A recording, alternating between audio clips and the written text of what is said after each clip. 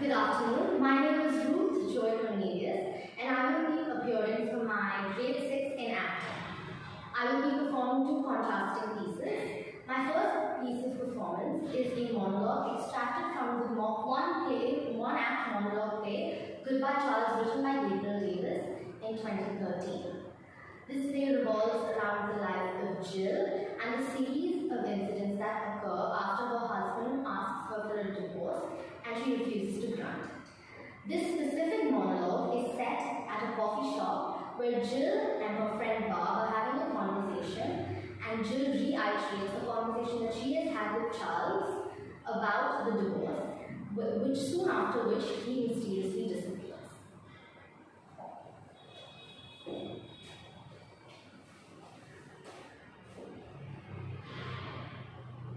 I ate them. That's right, I ate the divorce papers, Charles. I ate them with ketchup. And they were good. Good. You probably wanted to get serious about our divorce. The thing is, you always call our marriage a joke. So let's use logic here. If A, we never had a serious marriage, then B, we can't have a serious divorce. No, we can't. The whole thing's a farce, Charles. A farce that tastes good with ketchup. I mean, wasn't it last week your dad asked you the reason why you walked down the aisle with me? And you said, for the exercise. Ha! Ha! That's funny. You're a funny guy, Charles. I'm laughing, not crying. I'm laughing because you're about to give up on a woman who's so infinitely lovable. For instance, Paul. He's loved me since the 8th grade. Sure, he's a little creepy, but he really loves me. He's made 127 passes at me, proposed 47 times, and sent me over 200 original love songs. He sees something in me, Charles, and he writes them down in metered verse. And that's not something you just find every day. Someone who really loves everything about who you are as a person. Paul may be insane, but I value his feelings. I would never ask him to sign his name to a piece of paper, promising him to turn off his feelings for me forever. But that's what you're asking me to do for you. To sign away my right, sweet, sweet voice, Charles, those baby brown eyes, and your hands squeeze through my hair before bed. Those are things I want to lose. In fact, I won't lose them. I won't lose you. I'll woo you. I've written you a sonnet. Shall I compare thee to summer's day? Thou art more lovely and more temperate. Rough winds do shake the darling buds of May, and I'm laughing, not crying. It's very funny. It's all a big joke. I keep waiting for you to say April Fools, and then I'll rush into your arms but you're not going to, are you? No, of course not. It's not April. I didn't really write that sonnet, you know. All did. I think it's good. You see, the truth is, I ate the divorce papers, Charles. I ate them because I can't stomach the thought of losing you. Thank you.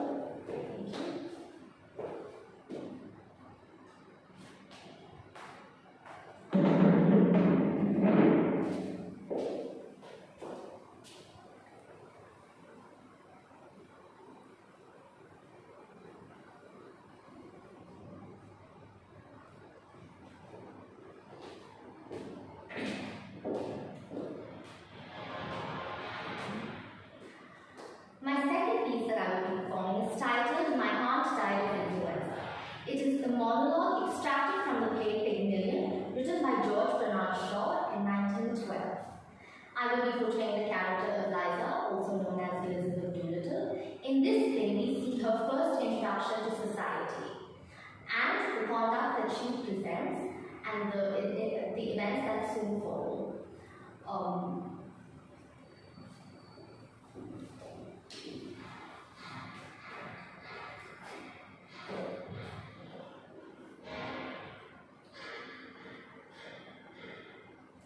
My aunt aunt died of influenza, so they said. But it's my belief that they'd done the old woman in. Yes, Lord love you. Why should she die of influenza? She come through diphtheria right enough the year before. I saw her with my own eyes, fairly blue that she was.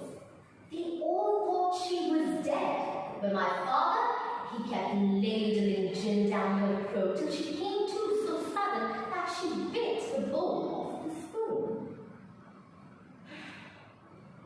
What call would a woman with that strength in her have to die of influenza? What become of her new straw hat that should have come to me? Somebody pinched it, and what I say is, them as pinched it, done her in. Do I not? Them she lived with would have killed her for a hat, then let alone a hat. It's not the gin that killed her, not her. Gin was mother's milk to her. Besides, he poured so much down his own throat he knew the good of it. And he drank, my word, something chronic. Not a bit dreadful. It never did him no harm, what I could see, but then he did not keep it up regular. On the burst, as you might say, from time to time, and always more agreeable when he had to drop in. When he was out of work, my mother would give him a fourpence and tell him to go out and not come back until he had drunk himself cheerful and like. There's lots of women has to make their husbands drunk to make them fit to live with. You see, it's like this. If a man has a bit of conscience, it always takes him when he is sober, and then it makes him low-spirited. A drop of booze just takes that off and makes him happy. Here, what are you sniggering at? Well, if I was doing it proper, what was you laughing at? Have I said something I oughtn't? Well, that's a mercy. Anyhow, what I always say is, well, I must go. So pleased to have met you. Goodbye. Goodbye all.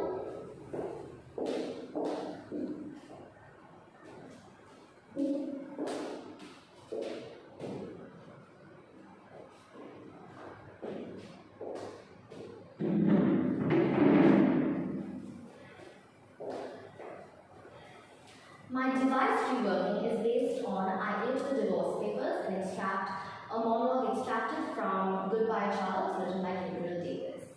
In this, we see Jill confronting her husband Charles at an unexpected event, and these are the events that follow.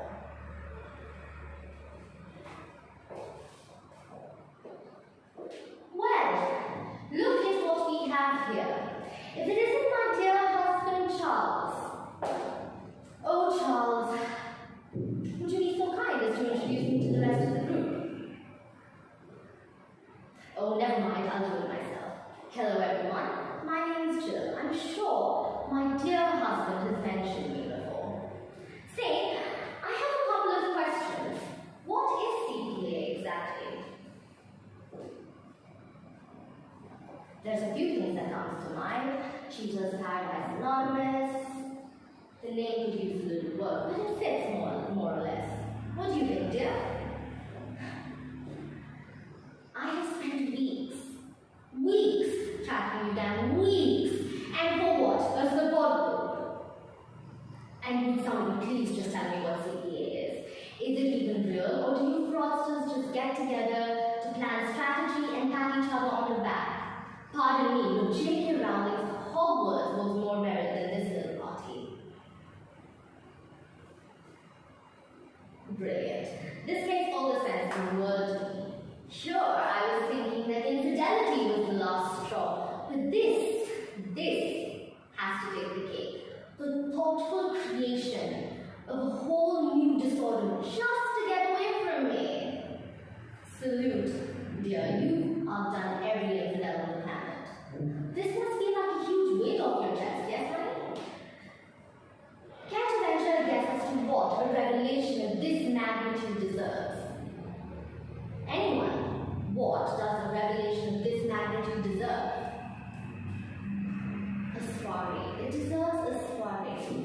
Each and every one of you are cordially invited, of course. And don't worry, dear, I'll serve you and your guests your favorite. And guesses? We'll be serving a spread of shredded divorce papers with a side of ketchup. I'm aware it sounds odd, but I've tried it before, and it's good. Good. Good. Now that that's out of the way, I cannot begin to explain the myriad of emotions coursing through me right now. Actually, this gives me an idea. Maybe I could try my hand at slam poetry. Here goes nothing. CPA. CPA. Commitment Folks Anonymous. Ridiculous. Conspiracy. Cowardice. Facts, emotion, soul. Facts, emotion, soul. Annoyance, rage, confusion. Facts, emotion, soul. Anger, resentment, desperation. Love, hate, hope. Love, hate, hope. Foolish, foolish. CPA, CPA. Welcome to Commitment Folks Anonymous. Here we devise the death of the heart. How did I fare, folks? Anyone? Heartfelt, is it not? Some may even call it soulful. Well, how can I blame you for not having a heart of your own? It's only natural, is it not? You?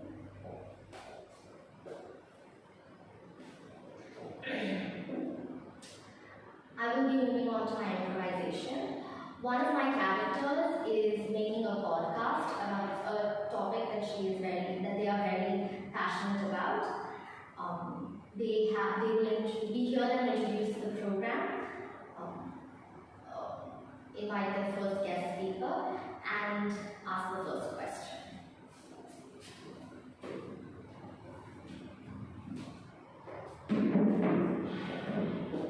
I will be using my character Eliza for this performance. Good evening, everybody. Welcome to What the Truth About Men by and with Elizabeth Doolittle. Now, before I go into introducing our guest speaker, I would like to talk about how far we've come from being a flower girl to now having a podcast of her own. I started off selling flowers, not being able to spin together a sentence, and now I have a talk show of my own. Now, a lot of y'all, I have learned, will say that this is because of somebody else's input into me, and that I have made little to no effort. But this is mostly why I'm going to talk about the truth about men. I had a teacher, of course, Mr. Henry Higgins, who taught me to polish myself and turn me into a duchess of sorts, which is why I can now speak the way I speak. However, through the course of my experience with him, I have learned that men often think of themselves as superior beings, if not consciously, then subconsciously, definitely. So, today I will be calling in Colonel Hugh Pickering, one of my dear and closest friends, to talk about the truth about men.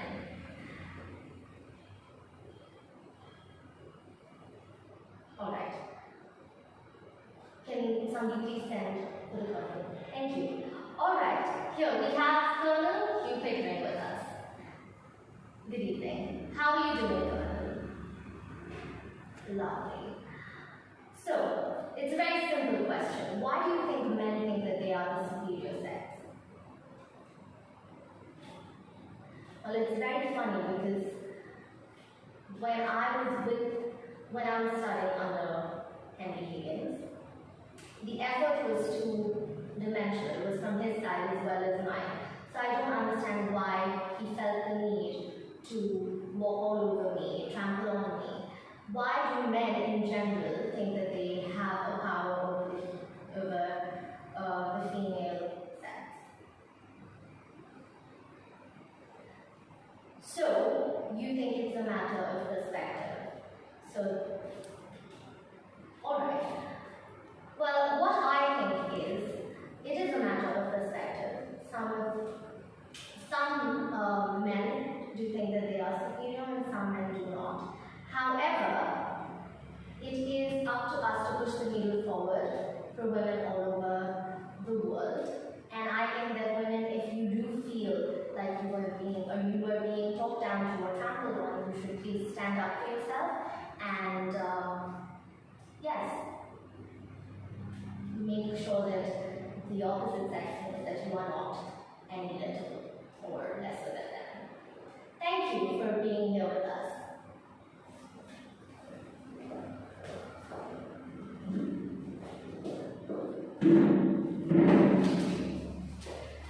I will now move on to my reflection task. My first question, which of the performed pieces / demonstrations did you find the most challenging and why? For this question, I will be talking about Liza, my monologue, My Aunt Died of Influenza.